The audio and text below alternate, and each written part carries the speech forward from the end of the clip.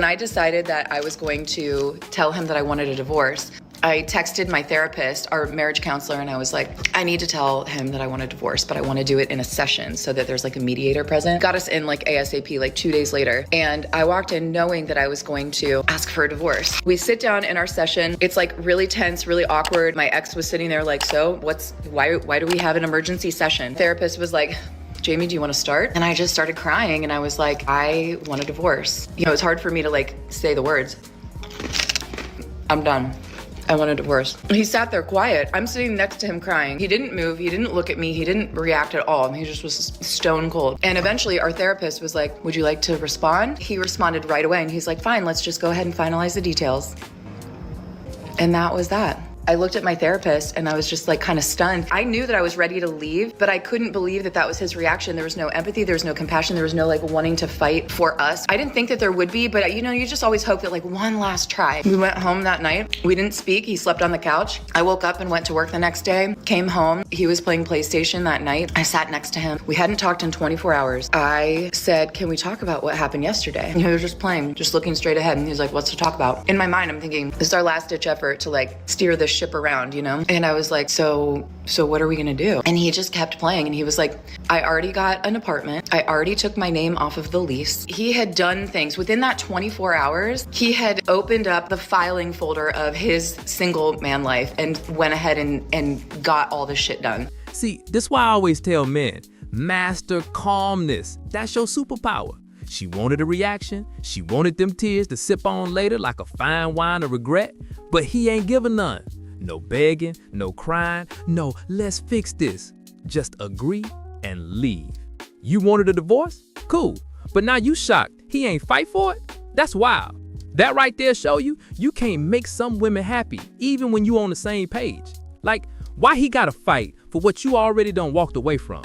Saying I want a divorce ain't the start of a negotiation. It's the end. Tomorrow is officially one of the biggest and most important days of my entire life. Tomorrow is my divorce day, and it's been a lot, to say the least. This moment I have equally dreaded and looked forward to, and the fact that it is now coming to an end officially tomorrow is mind-blowing. I cannot wait. I'm so impressed and proud of myself that I have been able to get through this divorce alone. To be 25 years old and doing something of this caliber is huge. I am the youngest out of my friends to be married, and now I'm the youngest out of my friends to be divorced. So I'm gonna hold that with a lot of pride. Man, why is she talking about divorce like it's a trophy? Like, ma'am, your relationship failed. That's not a flex. Ain't nothing empowering about posting your L's on the timeline for likes. But you see, women like that, they feed off attention. Don't even matter what kind it is. And you can tell she think getting back to the streets gonna be a movie. Nah, she in for a rude awakening. The streets done changed, and they don't love nobody. Many months later. Tomorrow's Christmas, and I'm just crying because of how hard it's been. I feel like I'm trying to prove to myself I can be strong. It's really like painful dealing with the loss of everything. Not having my husband. Hold up. Did you just say your husband? Nah, say it right. Your ex-husband. Yeah, that one. And who made him your ex? You did. You blew that up yourself. Now you on social media crying like you wasn't the demolition crew that wrecked your own house. The wild part? It only took, few months before that I'm strong and independent turned into I miss him. Girl, please. I want to be independent. I don't need a man. I can do this all on my own. A few moments later. I just found out today that my ex-husband is engaged and I'm unwell. And like, even though, yes, it was me that was like, hi, I want divorce. I can't do this anymore. I can't do this anymore. I can't do this anymore. It brings up all these feelings. It brings up all this like stuff. And we have a kid and it brings up all this stuff around him. Ma'am, stop the act.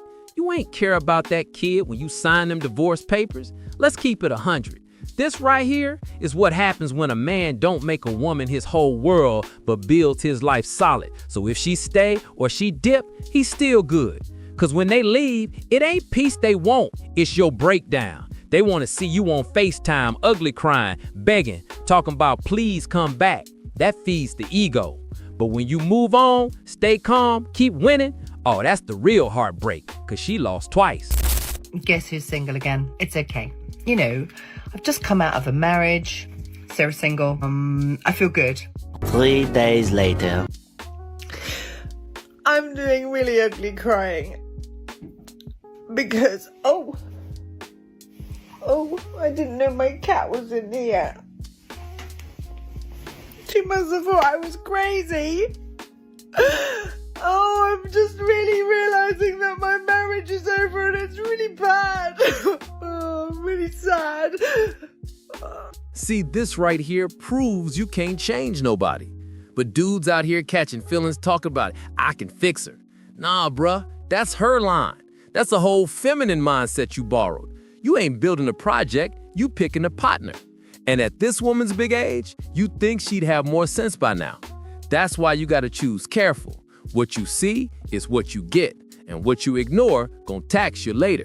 Even though I don't want to be with him anymore, there is a part of me that wants him to still want to be with me.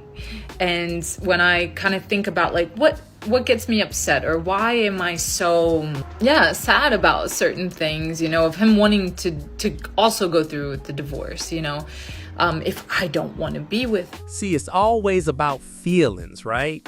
Everything's me. Even after she leaves dude, divorces him, moves on, she still want him to want her. Like, girl, you don't even want him back. You just want the validation. You want him sad so you can smile. It ain't love, it's ego.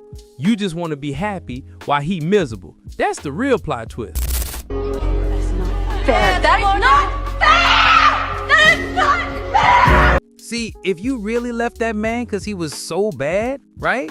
Then when he moved on, the most you should be doing is feeling sorry for the new girl or not caring at all. But you sitting there mad, crying, scrolling his page, acting like you lost the lottery. That ain't heartbreak, that's ego. Deep down, you know he was a good dude. You left thinking it'd ruin him. Now you salty because he leveled up without you. Do you want to become a miserable old woman? I don't think any of us do. You've seen those women out there. The women that are nattering and nagging their husbands, that are bitchy, that aren't nice, that seem to be so unhappy, and we think, oh God, I hope I'm never one of those miserable old women. That happens from raising a family, working, and then all of a sudden we're in our 50s and 60s and we have nothing.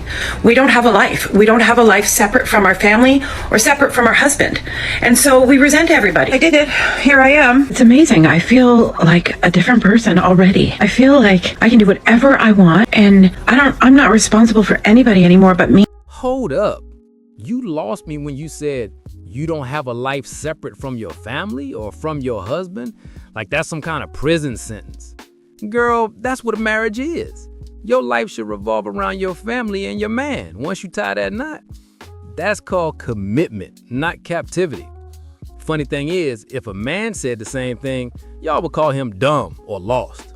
But when you do it, it's independent. Make it make sense. I don't know, things aren't going that great. I didn't know. I guess I did know. I would have this really strong reaction physically, trauma reaction to finding out that my estranged husband has been having a new relationship. So let me get this straight. You went back to the streets, popping bottles, talking about I'm living for me now. Ain't think once about them kids. Cool, do you. But the second your ex-husband starts smiling, start living his life again with another woman, now suddenly you got trauma? Girl, be for real. Do you even hear yourself when you talk? You know, life after divorce. As a woman, I would honestly sit here and say, as much as I've made the decision and the choice to divorce my husband then, I also regret it. I don't regret it because I still loved him, but I regret it because I feel like I denied my children the right and the opportunity to have what people call a normal family. Now today I'm sitting with kids who are in the statistic of divorce. So as much as I've divorced, I would never ever advise anybody to go through. All right, I'll give her this. At least she ain't out here recruiting other women to join the I don't need no man club, because you know misery love company. Nah, she flipped the script. She actually warning him like, yo, this path ain't what it looked like. So I respect that. She ain't preaching pain, she preaching game. And that's rad these days. So here it is. In case you didn't know, and this applies to both men and women, being cheated on is traumatizing as fuck. I was married for 21 years, and cheating was never an issue in our marriage. In fact, that was the least of my worries. I never had to worry about it. I never thought I did. I never had a feeling that I had to worry about it. Never on either part, either side. And then I got divorced, and I come into the dating field, and it is a absolute shit show. And if I had any idea what I was getting myself into, I probably would have stayed married. So basically, long story short, she had a good man. Too good. Dude loved her, held her down, no drama, no games. But nah, that was too safe for her. She started feeling herself, thinking she was some rare gem who needed adventure. So she dipped, talking about, I need to find myself. Now she out here in the streets finding out men don't respect her like that, and the world don't think she that special. Now she looking back like, damn, maybe the good guy wasn't so boring after all. It is what it is. It is what it is.